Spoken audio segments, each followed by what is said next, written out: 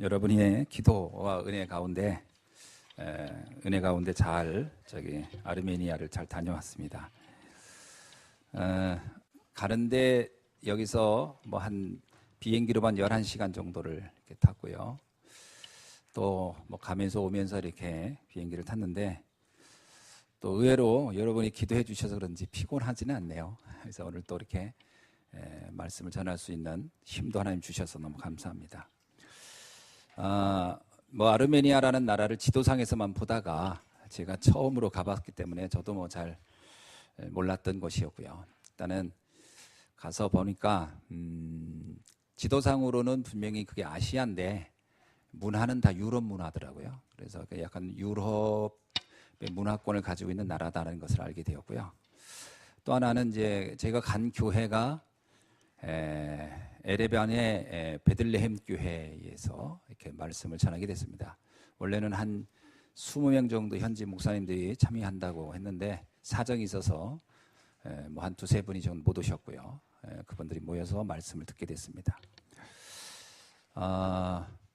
선교에는 두 종류가 있습니다. 선교 전략은 크게 두 종류가 있어요. 하나는 뭐냐면 사도행전 16장에 나와 있는 바울이 빌립보에 가서 루디아를 찾아서 전도해 가는 방법이 있습니다. 그래서 제가 개인적으로 그냥 편의상 설명한다면 빌립보 교회에서 행했던 루디아 전략입니다.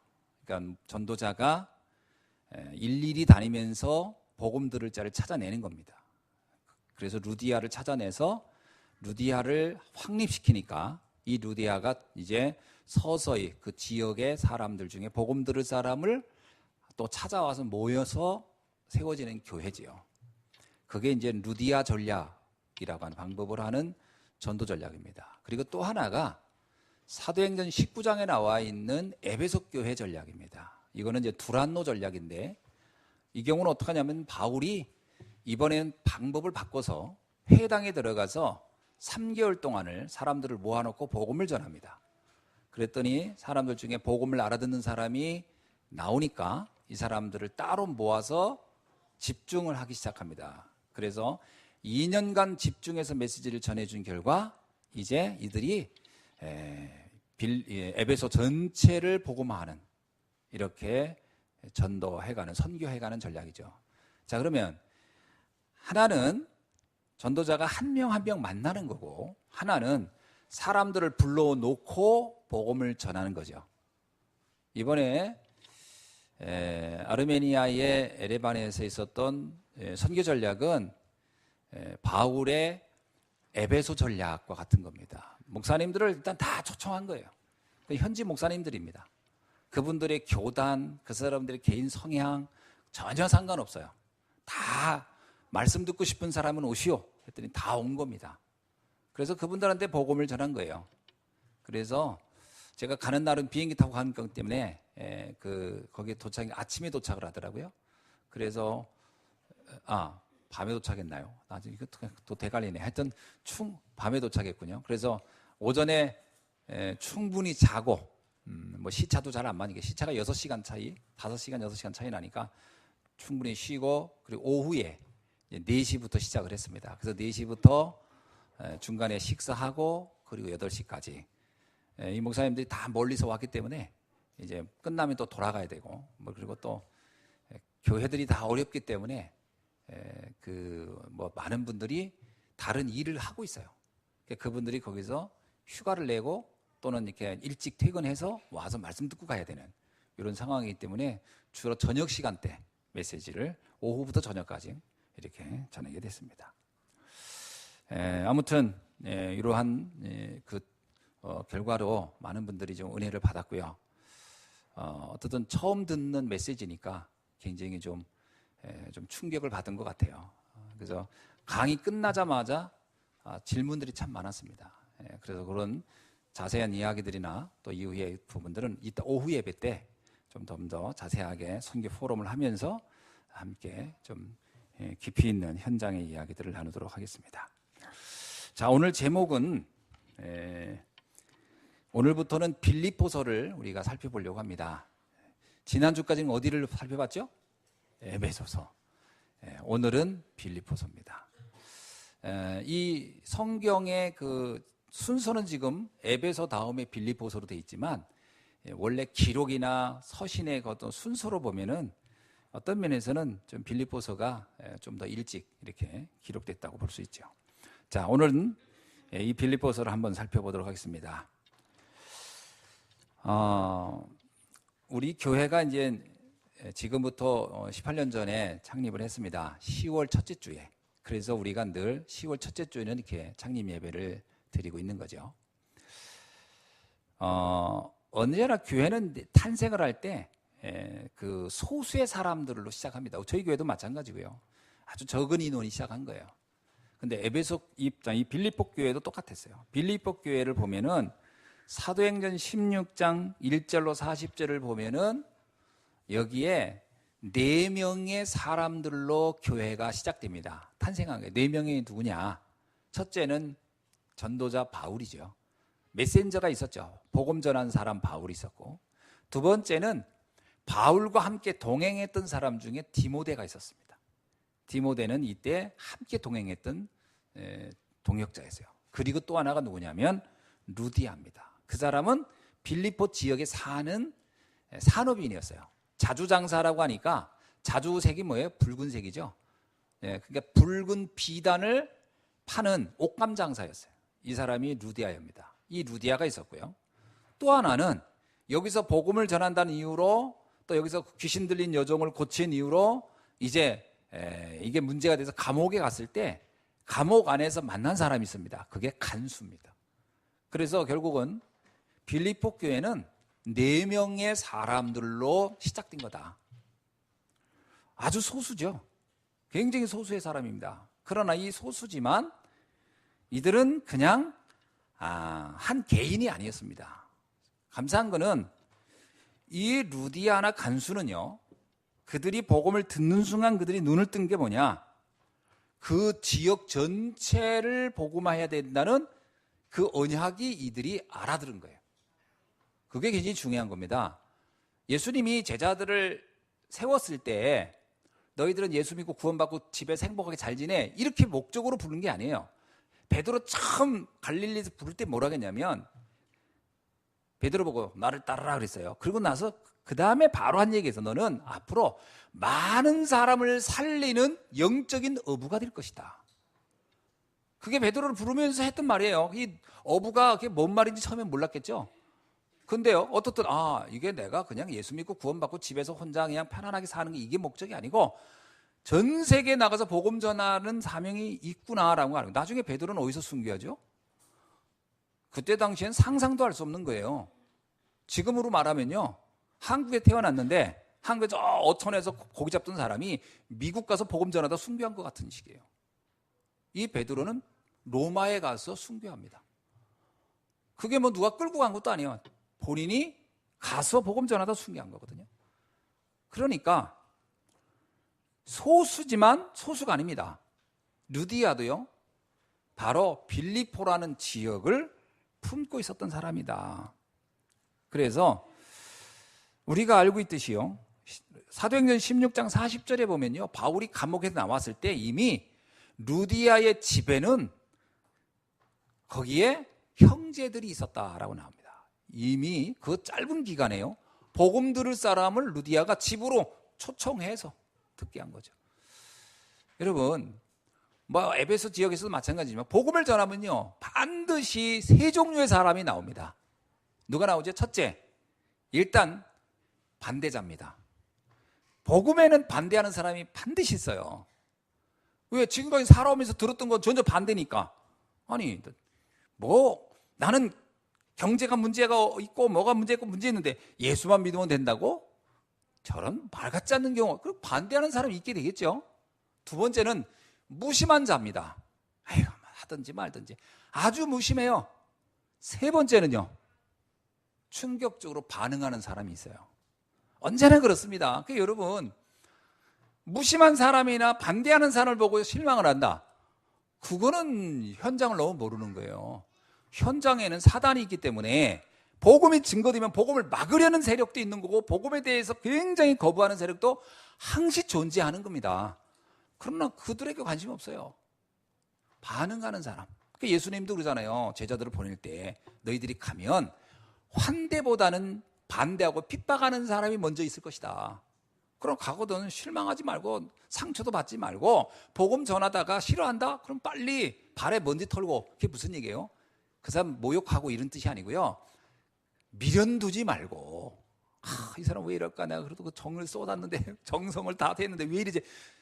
거기에 너무 마음 두지 말고 상처받죠? 그럼 상처받거든요. 하지 말고 빨리 돌아서라는 거예요. 지금 우리가 가서 복음 전할 곳이 얼마나 넓은데 거기서 그냥 계속 그 사람 붙잡고서 거기서 무슨 그걸 뭐라고 합니까? 우리나라 말로 지지고 볶고 있지 말라는 거예요. 그럼 전도자가 요즘 갈 곳이 너무 많아요. 자칫 잘못하면 그냥 내가 이 사람한테 그냥 아예 무슨 뭐 사명이에요. 막 끝까지 무슨 뭐 진돗개 전략입니까? 물어뜯게. 그래서 전도 절대 안 돼요. 전도는 성령의 나타나심으로 되는 겁니다. 예. 루디아를 바울이 설득한 것 같아요? 아닙니다. 루디아를 바울이 설득한 게 아니에요. 주께서 루디아의 마음을 열어 그랬어요. 하나님이 그 마음을 열어준 거예요. 루디아가 이렇게 듣다 보니까 맞는 것 같아. 그래 내 인생 아무리 내가 노력해도 안 돼. 그 맞는 거예요. 이번에 아르메니아는 301년도에 기독교를 국교로 했던 세계 최초로 국교로 했던 나라예요. 그게 아르메니아예요. 아르메니아는 로마보다도 12년 전에 그러니까 그 황제 로마 황제보다 12년 전에 이미 국교를 했던 나라예요. 그리고 거기는 사도가 2명이 나가서 복음 전하다 순교한 곳이에요. 하나가 다데오, 또 하나가 바돌로메. 2분이 가서 복음 전하다 순교한 곳이 아르메니아입니다. 그러니까 아르메니아 사람들이 그 자부심은 대단해요. 그런 현장인데 몇천 년 된 게 아닙니까? 사도들이 가서 순교할 정도니까. 그게 오래된 나라인데 정확한 복음이 증거된 적이 별로 없어요. 그때 이후로. 그러니까 그때 복음 전하고 그리스도 전하다가 순교한 사람들이 있지만 이제 세월이 가면서 뭐 이제 모슬렘이 쳐들어오기도 하고 막 그렇게 했죠. 근데 어떻든 이 나라가 끝까지 복음을 지켜가지고 현재는 89%가 기독교인이에서 어떻든 대단한 나라예요. 카톨릭도 아주 소수고 아르메니아 사도교회라고 해서 아르메니아의 정교회가 그것을 다 이렇게 장악하고 있는 지역입니다. 모슬렘은 아주 0. 몇 %밖에 안 되고요. 주변은 다 모슬렘인데 이 나라만 독특하게 그래요.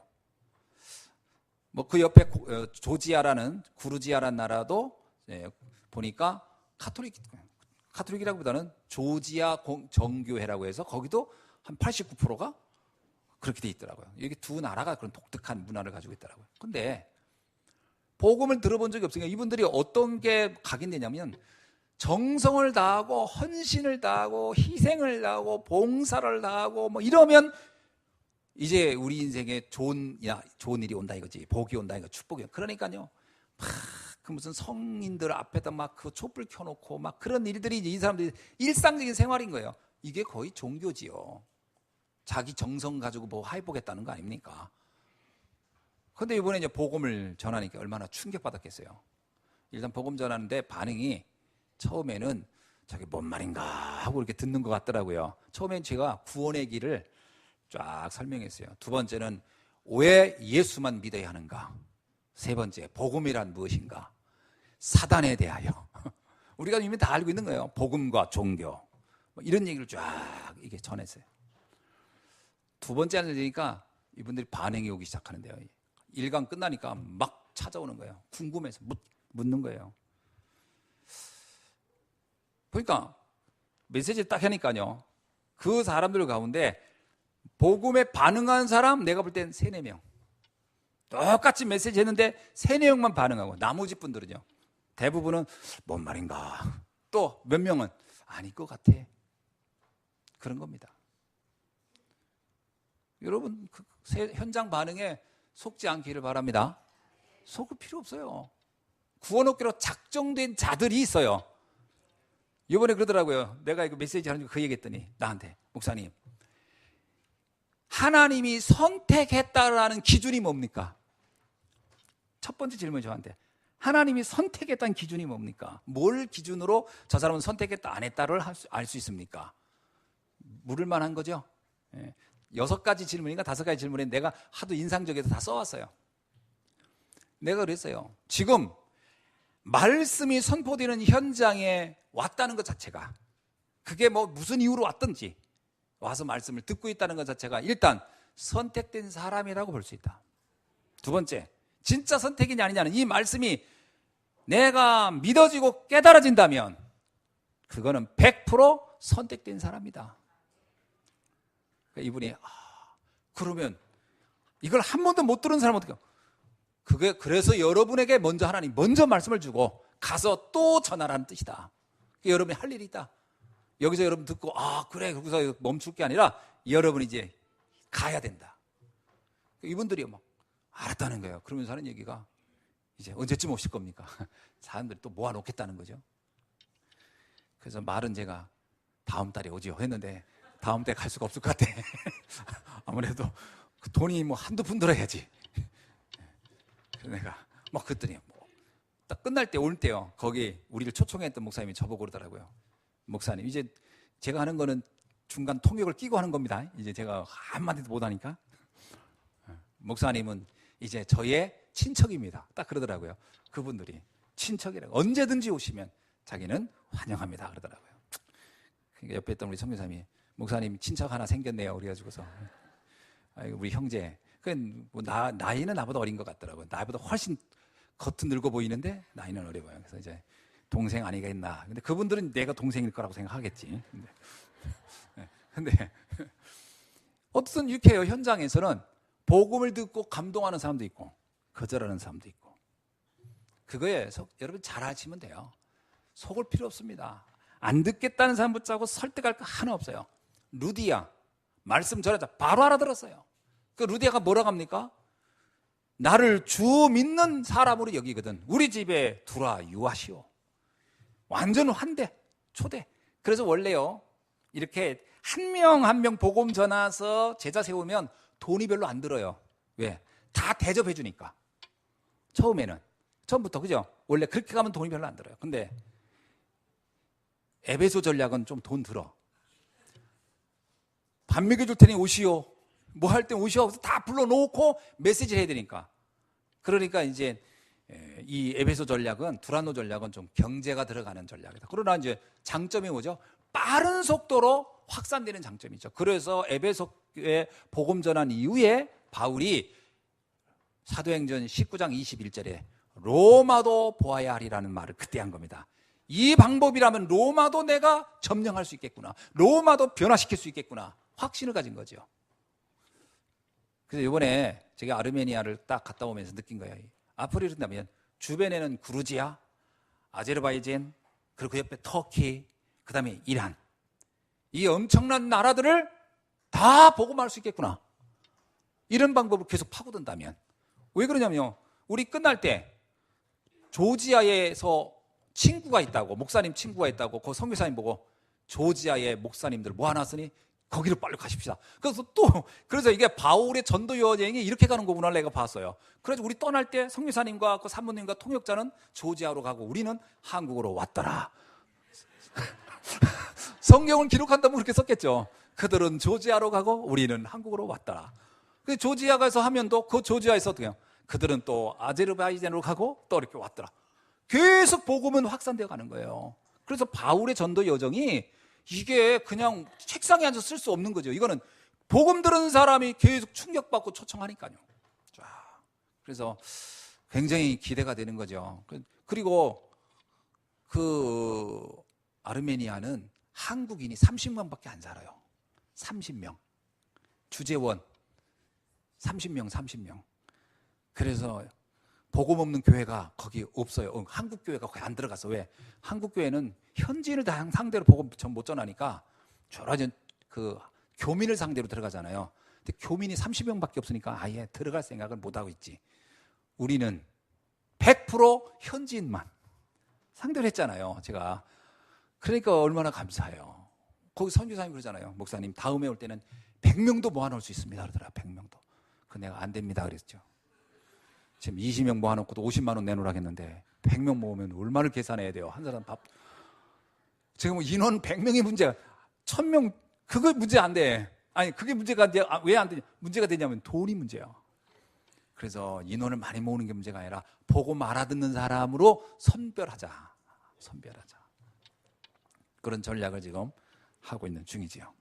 자, 그래서 물론 처음에는 예수님도 무리를 모읍니다. 오병이어의 기적을 보면. 그러나 궁극적으로는 십자가 메시지를 딱 전하면서 제자를 선별해요. 그게 예수님의 선교 전략이에요. 그러니까 저희들도 지금은 막 모으죠. 그게 경비가 좀 들지만 결국은 나중에는 십자가 메시지를 통해서 제자를 선별하는 시간대가 와야 될 것이었죠. 그래야 그분들을 거점으로 루디아처럼 그 지역을 맡기는 거죠. 그래서 시간적으로는 두 전략이 다른 게 아니라 서로 그러니까 그 순서의 문제다라고 생각이 돼요. 첫 번째 지금은 막 불러 모으고 그리고 복음 전한 다음에 제작감이 나오면 제작감을 루디아처럼 확립시켜서 그 사람을 중심으로 확산해가는 이런 방법이 좋겠다. 그래야 경제도 우리가 쉽게 말하면 가성비 좋은 선교가 되는 거죠. 이렇게 선교는 전략적으로 가야 되겠다 생각을 하고 있습니다. 이사야 60장 22절에 보니까 그 작은 자가 1000명을 이루겠고 그 약한 자가 강국을 이룰 것이니 때가 되면 나 여호와가 속히 이루리라. 그 복음의 결론 난 작은 소수만 몇 명 있어도 그 지역과 민족을 다 바꾸는 일이 일어날 수 있다라는 거죠. 자, 그러면 이 빌립보 교회는 아주 짧은 시간에 이루어진 교회입니다. 어느 정도 짧은 시간에 이런 일이 일어났느냐? 지금 바울이 빌립보에 서신을 보냈을 때 연도가 언제냐? 그 학자들마다 조금씩은 다릅니다만은 제가 최근에 공부한 책에 보니까 AD 59년쯤에 쓴 거다. 그러면 잘 생각해 보세요. 예수님이 부활하고 승천했을 때가 AD 30년이에요. 거의. 자, 그러면 그 다음에 바울이 복음 듣고 빌립보에 가서 복음을 전한 기간을 생각한다면 AD 한 40년쯤 된다고 생각한다면 AD 59년이면요 20년이 채 안 되는 짧은 기간에 우리 교회하고 연도가 비슷할 거예요. 거의 18년 정도 되지 않았을까 싶은 거예요. 이 빌립보 교회가 이제 그 교회가 그때 뭐라고 썼냐면 1장 1절을 보세요. 그리스도 예수의 종 바울과 디모데는 그리스도 예수 안에 있는 빌립보에 사는 모든 성도, 이미 이 기간 동안에요 많은 성도가 모인 거예요. 여전히 그냥 루디아와 간수 몇 명 모여 있는 게 아니고 많은 성도가 모이는 교회가 됐어요. 그 다음에 뭐라고 합니까? 또 감독들과 거기에요 중직자가 세워졌어요. 그리고 집사들과 임직자들이 세워진 거예요. 이런 교회에 내가 편지를 하노라. 놀랍죠? 그리고 여기는요 또 놀라운 것은요 이 빌립보는요 빌립보 교회는 이렇게 천안 예수한교회처럼 이렇게 한 교회를 말하는 게 아니에요. 빌립보 지역을 말하는 거거든요. 지역에 있는 교회들이란 말이에요. 그러니까 이 루디아 한 사람이 이 두 팀이 이 사람들이 그 지역의 많은 교회들을 이미 그 짧은 기간에 확산시켜 놨다라는 거예요. 어떻게 생각하십니까? 그러면 그때가 지금보다 전도가 더 쉬웠을까요? 한번 계산해 봅시다. 그때 전도가 지금보다 쉬웠을까요? 아이고 목사님 그때는 굉장히 쉽지 않았을까요? 그냥 가서 예수 믿으면 다 막 어이구 아멘 하고 다 받아들이지 않았을까요? 이걸 우리나라 속된 말로 천만의 말씀 만만의 콩떡이라고 하지. 그런 상황이 아니었어요. 이때 당시에는요. 이때도 이미 우리가 알고 있듯이 스데반 같은 순교자가 나온 만큼 유대인들은 곳곳에 살고 있으면서 기독교인들이 이 복음 전하는 것을 유대인들이 아주 생을 걸고 반대할 때이기 때문에 굉장히 많은 박해 속에서 복음이 증거되고 있었다는 거예요. 생각해 보세요. 빌립보에서 바울이 복음 전한다고 감옥에 갇혀서 그랬잖아요. 그만큼 많은 박해가 있는 중에 이 교회가 확산됐다는 거예요. 여러분 박해가 없기 때문에 어려움이 없기 때문에 전도가 된다. 천만의 말씀이에요. 환난 중에 되는 겁니다. 환난 중에. 이게 핍박이 있기 때문에 전도가 안 된다? 말이 안 되는 겁니다. 복음은 생명이기 때문에 여러분 콘크리트 속에도요 비집고 생명은 일어납니다. 그죠? 막 돌짝 위에도 나오고 이 생명은 아무것도 막을 수가 없는 거예요. 그 생명의 결론 낸 그 사람들이 있는 그 짧은 기간 동안에요 빌립보 지역의 교회들이 쫙 세워지는 역사가 일어났던 것이죠. 앞으로 이런 역사들이 전 세계 곳곳에서 일어날 줄 믿습니다. 근데 무조건 교회를 세우면 이렇게 확산되냐? 그렇게 안 돼요. 생명이 있어야 확산돼요. 생명은 복음입니다. 복음이 증거되지 않으면요, 모든 교회는 죽어갑니다.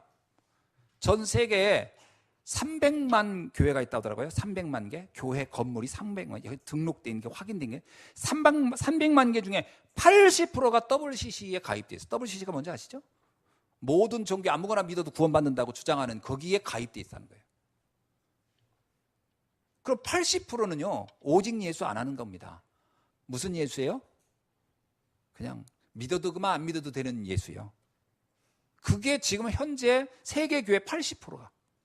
이런 교회는 아무리 많아도 생명운동 안 일어납니다. 그래서 전 세계 교회가 다 죽어가는 거예요. 여러분, 생명 없는 풀은 아무리 갖다 놔보세요. 이게 그래도 이렇게 살아있으니까 그래도, 이게 만약에 뿌리를 잘라놔보세요. 이거 겉은 화려해 보여도 밑에 다 잘라놓으면요, 좀 있으면 다 말라버리지. 이게 확산이 안 됩니다. 근데 뿌리 있으면 어떻게 돼요? 뿌리 있는 거 다 심어보세요. 그럼 계속 확산되어 갑니다. 생명이 있느냐 없느냐가 이렇게 중요한데, 그 생명의 그는 뿌리가 뭐다? 그리스도예요. 우리 가정에 왜 안 변화가 안 됩니까? 내 생명이 정확하게, 명확하게 생명이 그 가정에 심어졌는가를 봐야 돼요. 안 심어지면 이게 확산이 안 되지. 빌립보에 루디아 같은 사람이 있었기 때문에 그 지역이 확 살아나는 역사가 일어난 줄 믿습니다. 오늘 우리 예수한 교회도 이런 교회가 돼야 할 줄로 믿습니다. 이 사람들은 세 가지 언약이 분명한 사람들이었어요. 첫째 뭐냐? 오직 예수입니다. 빌립보서 16장 15절에 보니까 그런 나오죠. 나를 주 믿는 자로 여기거든.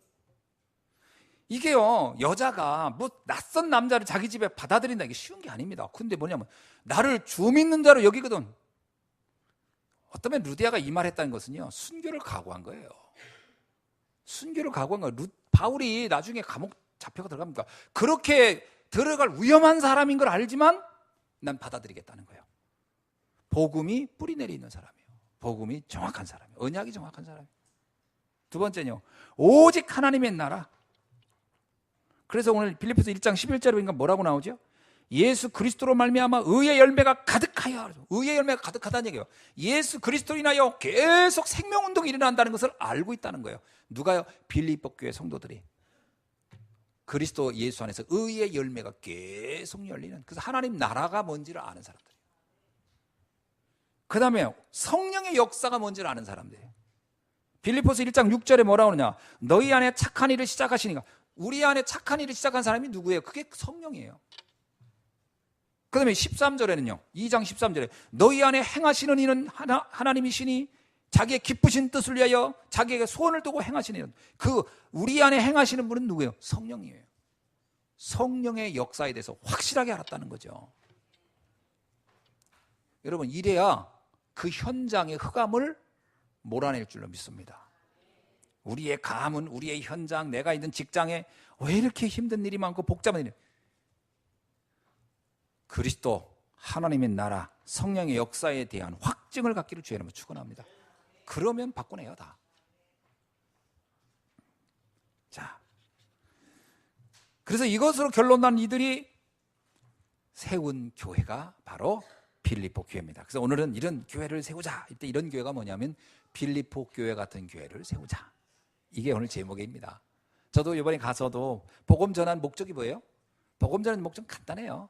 거기에 교회를 세우는 거예요. 참다운 교회. 지금 있는 그 베들레헴 교회는 내가 볼 때는 장로교회이긴 한데 복음이 있을까 어떨까 모르겠어요. 근데 이제 그 감사한 건요, 그 교회 그 목사님들이 네 분이 있어요. 네 분 있어요. 담임 목사님, 그 다음에 우크라이나에서 파송된 선교사님, 그리고 미국에서 파송된 선교사님, 그리고 협력 목사님. 그래서 교회 규모는 우리보다 적어 보이던데 성도 수는 또 많죠. 한 100명이니까. 근데 그 나라에서 기독교는요 2%도 안 돼요. 2%도. 그런데 협력 목사 4명이나 있는 교회더라고요. 감사하죠. 근데 이 교회 목사님 4분이 만약에 오직 복음으로 결론 내면 어떻게 될까요? 끝나는 거예요. 그죠? 그러니까 저는 가서 거기에 온 목사님 한 분을 어떻게 생각하냐면 그 지역과 민족을 바꿀 사람이라고 생각하고 복음을 막 전한 거죠. 이분들이 가서 이제 확산된다면 엄청난 일이 나겠구나. 누룩이 번지듯이 이번에는 이제 누룩을 이렇게 딱 모아놨으니까 이분들 복음의 누룩을 딱 알고 흩어지면요 끝나는 거죠. 그래서 예수 그리스도로 결론난 교회를 세워야 할 줄로 믿습니다. 마태복음 16장 13절로 19절에 보니까 많은 사람이 예수님을 잘못 알고 있잖아요. 세례 요한처럼, 엘리야처럼, 그 다음에 선지자 중에 하나처럼 여러 가지 틀리게 알고 있는 경우에 너무 많은 거예요. 그런 예수를 믿어가지고는 절대 역사 안 일어납니다. 베드로의 고백 같은 주는 그리스도시요 살아계신 하나님의 아들이시니라. 틀린 복음, 다른 복음이 아니라 오직 그리스도여야 하는 이유를 알면 끝나는 거죠. 그래서 예수 그리스도라고 하는 이 고백의 내용은 간단합니다. 사단의 머리를 깨트린 참 왕, 인간이 하나님을 떠나서 절대로 이 저주를 피할 수 없는데 하나님께서 우리를 완전히 이 저주와 재앙에서 빠져나오게 하는 참 제사장, 그리고 하나님 만나는 길 되시는 참 선지자, 이 비밀을 주신 분이 그리스도다. 요거로 결론 나면요 그 교회는 절대로 흔들리지 않습니다. 절대 안 흔들려요. 이번에도 가서 계속 그 메시지를 한 거예요. 그리스도의 삼직에 관해서 쭉 설명하고. 뭐 첫날이라서 뭐 첫 번째 만남이니까 조금은 뭐 어떨는지 모르겠지만 다음에 또 다른 목사님 또 가서 메시지 하고 그러면요 일단 충격받지 않겠나. 네. 중요한 겁니다. 오직 예수 그리스도에 한다. 그 오직 예수 그리스도 될 때만이 어떤 일이 나냐? 음부의 권세를 무너뜨리게 되는 거죠. 음부의 권세가 이길 수 없는 교회. 세상은요 흑암이 장악한 곳입니다. 사단이 무엇으로 장악했죠?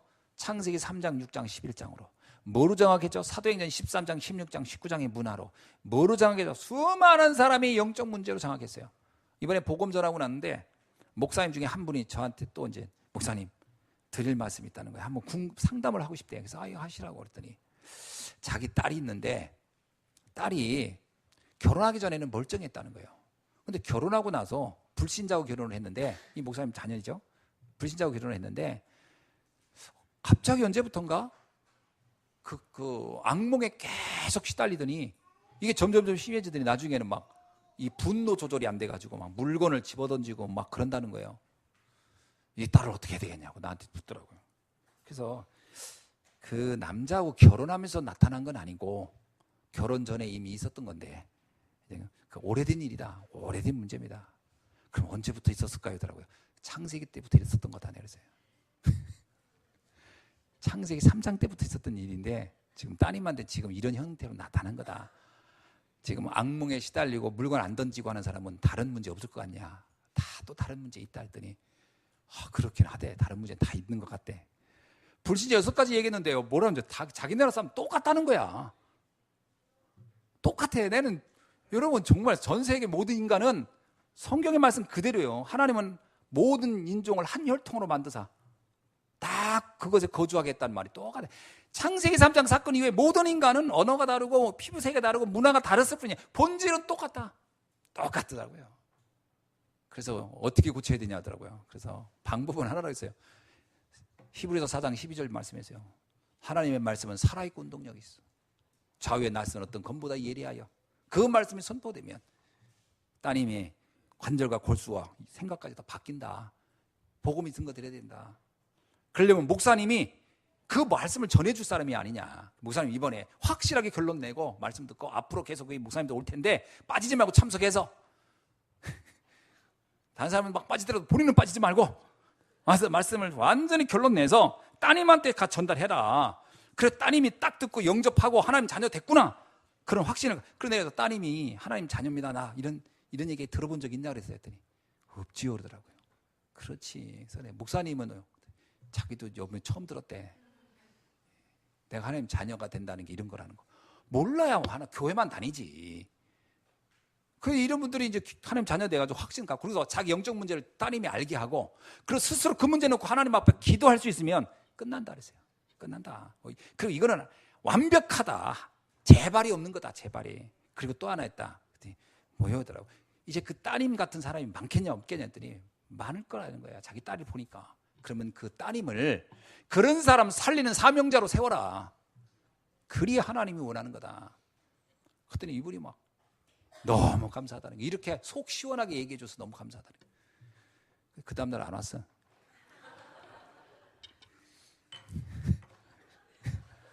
내가 자세히 봐서 왔나? 안 왔어.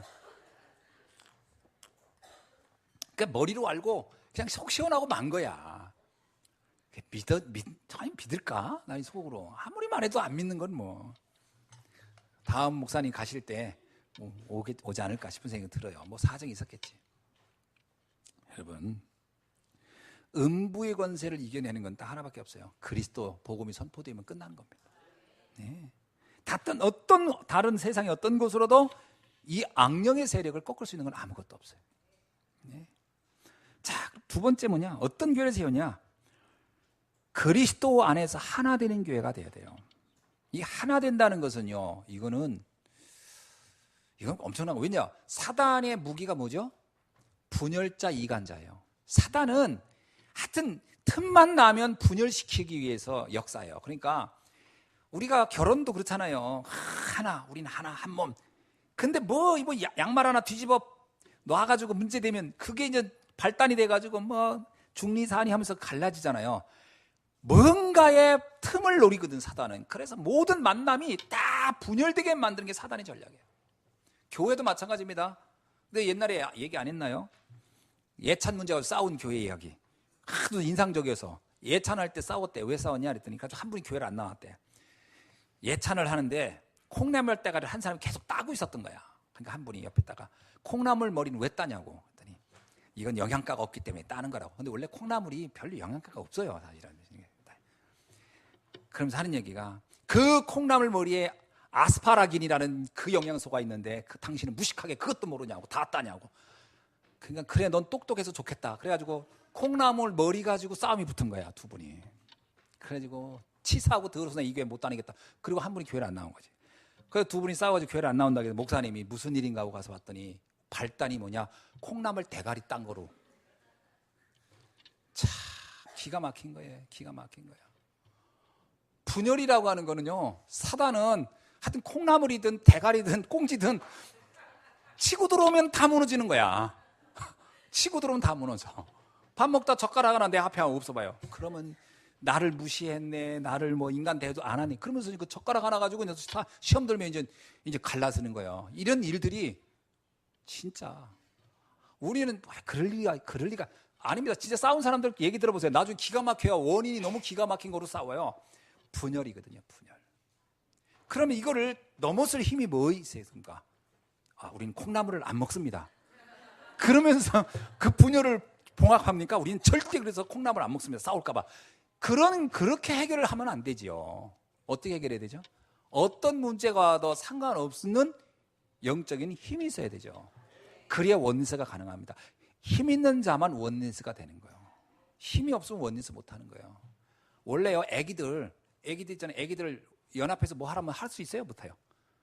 절대 못 해요. 연합해서 하라고 해가지고 둘이 빵 하나씩 주고 이렇게 하면 좀 있으면 둘이 싸워가지고 엥 하고 와요. 절대 연합할 수 있는 힘이 없는 거예요. 걔들은 어리기 때문에.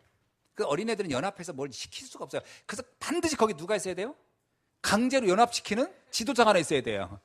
막 협박해가면서 같이 안 하면 가만 안 놔둬 막 이러면서 그래야 겨우 뭔가 해내지 스스로를 해낼 수 있는 힘은 애들이 없어요. 신앙도 똑같아요. 이게요, 하나님의 말씀이 없으면 연합을 절대 못합니다. 사람이 가지고 있는 영적인 수준은 어린아이와 비슷하기 때문에 뭐가 좀 서운하고 삐지고 정말 사람들 이게 섭섭해하는 거 너무 많거든요. 그거를 넘어서려면 말씀이라는 지도가 있어야 돼요. 그래서 강단의 말씀을 타지 않으면 원리스 절대 안 돼요. 그래서 그리스도의 비밀은 뭐냐? 원리스의 원래 그리스도가. 예수님께서요, 에베소 2장 16절에 뭐라고 나옵니까? 십자가로 하나님과 우리 원수되었던 것을 무너뜨리고 하나 되게 하였다. 하나님은 원래 원리스를 시키는 거예요. 성령이 하나요, 하나님이 하나요? 성자가 하나요? 하나님의 사역이 하나요? 비전이 하나요? 꿈이 하나요? 하나입니다. 하나님은 늘 하나 만들게 하나 되어서 세계복음 하라는 거거든요. 그래서 복음 안에는 인종, 문화, 성별, 신분 차이가 없는 거예요. 하나님 자녀냐 하나님 자녀가 아니냐 이거로 끝난 겁니다. 아멘이죠? 뭐 흑인이냐 백인이냐 뭐 잘 사냐 못 사냐 뭐 배웠냐 못 배웠냐 이건 아무 상관이 없는 거예요. 하나님의 자녀냐 아니냐 이것이 결론인 거예요. 이번에 가서 만난 분들이요. 뭐 말 한마디 서로 못 알아듣죠. 저도 그래서 내가 러시아 말 좀 배우고 갈 걸. 그 오다가 차 안에서 계속 배워서 맛있게 먹었습니다. 그 뭡니까? 그랬더니 다 잊어버렸어. 그냥 한국에 가가지고 내가 우리 까짜나 잔사이한테 배워야 되겠더라고. 최소한 한 20가지 문장만 외워가도 좀 인간답게 살겠더라고. 뭐 잘 먹었습니다. 인사도 못 하겠어. 그래서 그냥 땡큐 이것만 하고 다녔으니 아이고 참 답답하더만. 근데 그 말은 하나도 안 통해. 그런데요, 막 서로 너무 반가운 거예요. 왜? 복음으로 조금씩 서로 소통이 되니까. 그 나중에 막 한마디도 얘기 안 했는데 나고 형제래잖아요. 우리는 친척이래잖아. 세상에 친척이 어떻게 말 한마디 안 한 친척이 친척이야. 한마디 안 했어. 근데 친척이 됐어. 친척이 됐다니까요. 진짜 앞으로 가보세요. 이제 가면 이제 밥도 대접하고 그럴 거예요. 왜? 친척이니까. 이유는 복음으로만 가능한 거야. 원리스는 복음만 가능한 거예요. 여러분, 전 성도님들이 복음으로 하나 될 때는 그냥 한 형제 자매가 되는 겁니다. 이게 하나님의 나라를 누리는 방법이에요. 그래서 사도행전 17장 26절에 보세요. 누가는 이렇게 말합니다. 인류의 모든 족속을 한 혈통으로 만드사 온 땅에 살게 하셨다는 거예요. 그리스도 안에서 한 형제요 자매라는 거죠. 그래서 두 번째는 성도의 가치와 성직의 가치를 알면은 하나 되는데 쉬워요. 고린도전서 12장에서 쭉 읽어보면 교회를 사람의 몸에 비유해요. 몸에. 그러니까 저와 여러분은 몸의 한 기관들 같은 거라는 거죠. 그죠? 우리 몸의 한 기관이 잘못되면 어떻게 돼요? 맹장이 하는 일이 별로 없잖아요. 사실 맹장하는 일이 없죠. 근데 맹장이 하는 일이 없다고 해서 어느 날 맹장이 열받아가지고 나 그냥 스스로 난 죽을래. 그러고서 맹장이 썩기 시작하면 어떻게 돼요? 그냥 뭐 하는 일도 없는데 뭐 그럽니까? 그것 때문에 온몸이 다 문제가 오는 거예요. 어느 거 하나도 버릴 게 없는 게 우리 몸이란 말이죠. 그것처럼 전 성도는 다 소중하다. 모든 성도는 하나님의 형상을 지녔고 모든 사람은 다 귀하고 존귀하다. 이것이 성도의 가치입니다. 그래서 모든 직분이 다 소중한 거예요. 아멘. 그 자칫 잘못하면 오해하는 게 있더라고요. 뭐 이렇게 직분이 내가 집사가 됐다, 권사가 됐다, 장로가. 그럼 이게 무슨 세상의 말은 계급인 줄 아는데 계급이 아닙니다. 교회 직분은 계급이 아니고 뭐죠? 섬기는 직분이에요. 그래서 세종노라고 합니다. 발을 씻어주는 노예 같은 일이라는 거예요. 그러니까 장로님은 발 씻을 사람이 많아지는 거예요. 그렇잖아요. 발 씻을 사람이 많아지는 거지. 내 발 씻어놓어. 이런 게 아니에요. 나 장로니까 너가 나 발 씻어라. 이게 더 많은 사람을 섬기는 자리에 있는 거거든요. 그래서 우리가 한 사도요, 교사요, 또 선지자요 할 때는 더 큰 섬김을 통하여 하나님의 나라를 이루어가는 직분인 줄로 믿습니다. 그거로 하나 되라는 거예요. 그리고 하나님 우리에게 주신 천명으로 하나 돼야 돼요. 우리의 천명이 뭡니까? 로마서 16장에 나와 있는 제자들을 보면요, 그들은 딱 천명이 정해져 있어요. 어떻게죠? 전도자 바울을 도와서 로마를 복음하자. 다른 의견이 없어요. 하는 일은 다 달라요. 서로 문화도 달라요. 자란 배경도 달라요. 근데 목적은 하나예요. 전도자를 도와 세계 복음하자. 전도자를 도와서 로마 복음하자. 그겁니다. 그래서 언약이 같아야 돼요. 아멘. 저희들 언약 같죠? 예수는 그리스도. 우리의 비전은요, 그 복음 없는 곳을 살리는 거. 우리의 꿈은요, 내가 있는 현장에서 내게 주신 달란트를 가지고 그걸 난 하리라. 산업인은 산업인대로, 전문인은 전문인대로 하겠다는 게 꿈 아닙니까? 이미지는 뭐예요? 그거 놓고 매일 내가 생각하는 거예요. 기도하고 말씀 듣고. 실천은요, 그래서 내가 있는 현장에서 작은 실천 하나씩 하는 거죠. 간단한 얘기 아닙니까? 자, 그래서 성도의 천명을 쉽게, 내 천명이 뭘까? 이렇게 고민하시는 분이 계십니까? 쉽게 알려드릴게요. 교회의 기도 제목과 목회자의 기도 제목과 나의 기도 제목이 같고 그 중심이 통하면 1000명을 가진 사람이에요. 근데 교회의 기도 제목과 나하고 달라. 목회자의 기도 제목과 나는 달라. 그럼 나는 딴 생각하고 있어. 그러면 이건 하나님이 주신 1000명은 아니에요. 내 개인의 어떤 야망과 같은 것이지. 1000명은 교회와 전도자와 함께 돼야 됩니다. 자, 세 번째. 우리 교회도 그렇지만 이 빌립보 교회는 세계 선교하는 교회가 되었어요. 그 나중에 에베소 교회가요. 아니 빌립보 교회도 그렇고 에베소 교회도 예루살렘 교회가 경제적으로 어려울 때 또 거기에서 선교사들이 올 때 늘 그들을 공대하고 섬기는 일을 이들이 했습니다. 세계 복음화를 위한 교회. 그래서 예수님의 마지막 지상 명령이 뭐죠? 마태복음 28장 19절입니다. 너희는 가서 모든 민족으로 제자를 삼아라. 마가복음 16장 15절에 너희는 온 천하리며 만민에게 복음을 전파하라. 사도행전 1장 8절에요. 땅끝까지 이르러 내 복음의 증인이 되리라. 그래서 세계 복음화, 세계 선교는 교회의 목적이 되어야 합니다. 그죠? 그게 우리의 목적이에요. 우리 교회도 마찬가지고 어떤 교회든요. 사도행전 11장 19절로 23 안디옥 교회, 사도행전 16장 1절로 15절 빌립보 교회, 사도행전 17장 1절로 9절에 데살로니가 교회, 사도행전 18장 1절로 4절 고린도 교회, 사도행전 19장 8절로 20절에는 에베소 교회, 그리고 로마서 16장에 있는 로마 교회. 이 교회들이 하나같이 공통적이 있습니다. 그들은 세계복음화의 언약이 다 통했던 교회들이. 오늘 저와 이 언약을 통하는 교회를 통하여 이런 교회를 세워가야 할 줄로 믿습니다. 마지막 세 번째는 뭐냐? 세계 선교하는데 그 구체적인 방안이 어떤 거냐면요, 5가지 뜰을 세우는 교회예요. 이게 있어야 돼요. 교회는. 왜 5가지 뜰일까요? 그 뜰에서 제자를 세우기 때문에. 5가지 뜰의 목적은 제자입니다. 제자를 키우는 방법이거든요. 첫째는 이방인의 뜰. 불신자가 마음껏 와서 복음 듣고 제자가 될 수 있도록, 이방인들이 언제든지 올 수 있도록, 불신자가 언제든지 자유롭게 올 수 있는 교회를 세워라. 그게 우리가 지향하는 교회예요. 또 나그네의 뜰, 사명자가, 전도자들이 어쩌다 왔을 때 마음껏 쉬었다가 할 수 있는 교회. 그래서 제자의 사명을. 그래서 우리 교회도요, 앞으로는 그랬으면 좋겠더라고요. 이렇게 좀 전도자들이 누구든지 와면 편하게 쉬었다가 하는 그런 공간이 있으면 참 좋겠다. 그걸 우리가 좀 생각하는 거죠.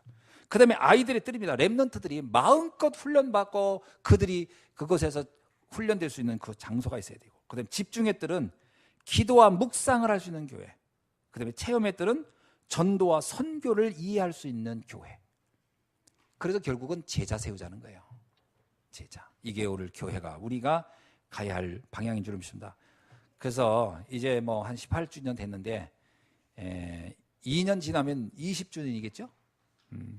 자, 20주년 우리 장로님들이 뭐 할 건지를 저와 같이 구체적으로 좀 짜가지고 좀 그거를 20주년 때는 정말 대대적으로 응답받는 간증도 하고 증거도 갖는 역사가 있었으면 좋겠습니다. 결론을 냈습니다. 속지 말라는 거예요. 뭔 속지 말라냐? 나의 수준에, 우리의 형편에.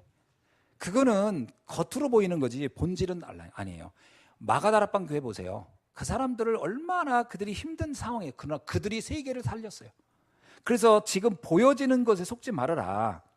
나 자신의 수준, 내 자신의 환경, 우리들의 지금 현재 처해 있는 문제 아무 상관없어요. 아무 상관없어요. 교회도 마찬가지예요. 우리 교회가 어떻다? 아무 상관없어요. 지금 우리 교회 잘 모르는 분들은 페이스북만 보고 우리 교회가 어마어마한 교회인 줄 알고 있는 분들이 있더라고요. 그래서 네 생각한 대로 그럴 것이다. 네, 그랬어요.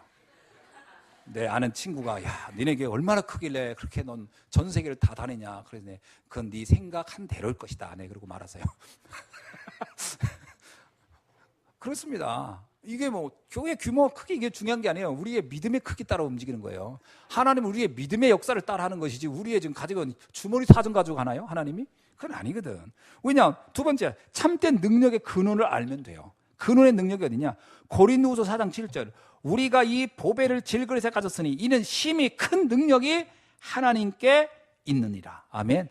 심히 큰 능력이 내게 있는 게 아니라 하나님께 있기 때문에 아무 상관없어요. 여러분의 수준은. 아멘. 예. 세 번째, 이제 작은 결단을 하라는 거예요. 결단은 큰 거 하지 마세요. 작은 결단. 작은 결단은 아주 쉽습니다. 교회의 광고를 보면서 이걸 놓고 내가 헌신하고 참여하면 되겠다. 그게 다예요. 지금 우리가 뭐 어마어마한 무슨 뭐 큰 뭐 도로를 깔자 뭐 이런 것도 아니잖아요. 그냥 작은 실천이에요. 교회에서 하는 이 광고들은, 목회자가 볼 때 이 광고들은요, 우리 성도님들이 마음 담고 기도하면 다 할 수 있는 일들이거든. 불가능한 일을 하진 않아요. 하나님이 그곳에 우리가 마음을 담고 기도한다면 분명히 이루어질 줄로 믿습니다. 그래서 가장 중요한 시작은 기도부터입니다. 기도는 작은 게 아닙니다. 가장 강력한 힘이면서 가장 완전한 능력이 기도거든요. 그래서 기도해본다가 아니고 기도로 충분하다. 기도도 해볼게 아닙니다. 기도로 충분한 겁니다. 그래서 우리의 한계를 뛰어넘는 게 기도거든요.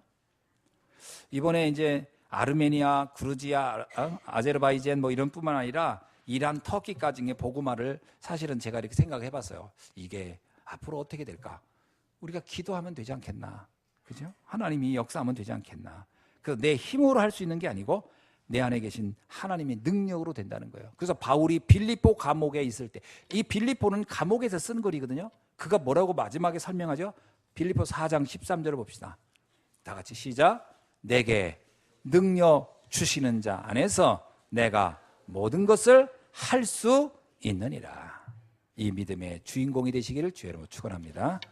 아멘. 하나님 감사합니다. 오늘 또 빌립보 교회 같은 교회의 모습을 갖추고 세계 선교하는 예수한 교회가 되도록 하나님 우리에게 성령의 충만함과 믿음의 확신을 가지고 도전할 수 있도록 역사하여 주옵소서. 예수 그리스도의 이름으로 기도하옵나이다. 아멘.